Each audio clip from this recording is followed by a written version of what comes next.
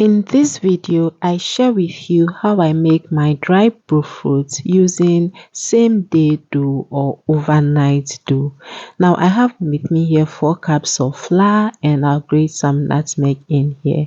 I'll add some salt and yeast and give this a nice stir.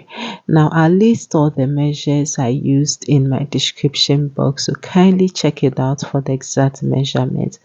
Once I'm done mixing the dry ingredients, I'll come and add in some powdered milk, sugar, water. I'm using lukewarm water and some melted butter. I'll also add in some evaporated milk, which is optional. Okay, you can choose to omit it, and some vanilla extract. I will stir this nicely until the sugar dissolves completely. I'm using lukewarm water because I want it to activate the yeast to be able to proof my dough. Once that is done, I'll just add in my flour to it, and with the help of just a fork, I'll just stir this nicely. I'll mix it until it becomes difficult to handle or difficult to mix with a fork. Once I get to this stage, I'll go in with my hand and then I'll use my hand to knead the dough. This is one way that I've discovered, how to knead my dough. Just pressing it against my bowl or my mixing bowl, whatever thing that you are using. So I was just doing this consistently, and that will activate the gluten in the dough.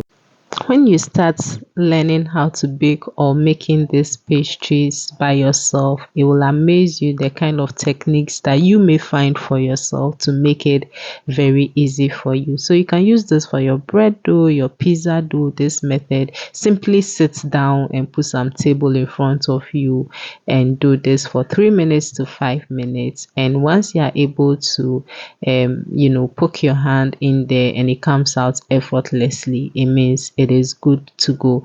And to prevent it from sticking, okay, because I'm going to set this aside for it to rise, to prevent it from completely sticking into the mixing bowl, I just greased my hand with some oil and passed it around the mixing bowl and beneath the dough. I'll cover it and keep this in a warm place for about 40 minutes. It really depends on where you're keeping it, the time of day. Sometimes it is cold, and so yes, it may not rise very fast, but if on a warm day, about 40 minutes, you can have something like this, which is about double or more than the double the size of the original dough. Now just go ahead and take out the excess air from it. When I'm using my surface, I always like to clean it with some vinegar, okay, just so if there are any bacteria settling there, you can get rid of it. Now just go ahead and cut this into my desirable sizes. For this particular method, I was going for a bigger brofrot, okay, and just because I want to make some sandwiches out of them, which I'll be sharing in a short video. Okay, yes, so if you can actually divide what I've just done into two, because once you set this aside, it is going to increase in size. Okay, so if you don't want it as big as I want it, divide what you are seeing currently into two. So after I'm done molding it this way, I'll just cover it and also set it aside for about 20 minutes, and 20 minutes later it is good for us to fry. I have heated up my oil. It has to be hot, but it really depends on the type of stove that you are using as well. This is my highest the maximum fire, okay, but then my stove is not that big. If you have a big one, you may have to regulate it to medium, because if the fire is too high, it's likely to look as though it's cooked, but when you open this, it may not cook and it can actually burn. Okay, so you can see these are really huge, and so you continue turning it in the oil. You don't leave it until it is nice and done.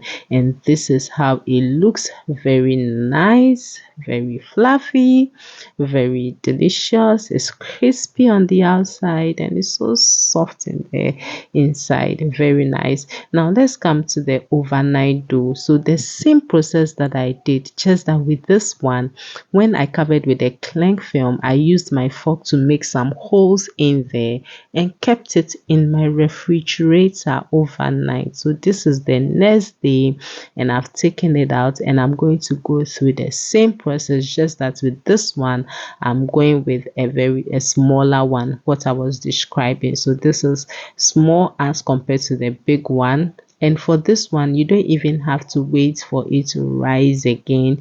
You just let it sit for a while to get to the room temperature because it was in the fridge. Okay, so even while you are working on it, by using your hand to mold it, it will introduce some heat and that heat can bring it back to room temperature. So when you use overnight, you don't even have to wait for it to rise again to fry. Once you are done molding it, you can simply go ahead and fry it. I personally like the overnight one because once I do it and I keep it in the fridge, if I want to use it the next day, I just wake up, take it out and use it without necessarily having to wait for it to rise for a second time. Okay, and then you can just use the back of your cooking device or frying device to move it around, especially when they are not turning around by themselves in the oil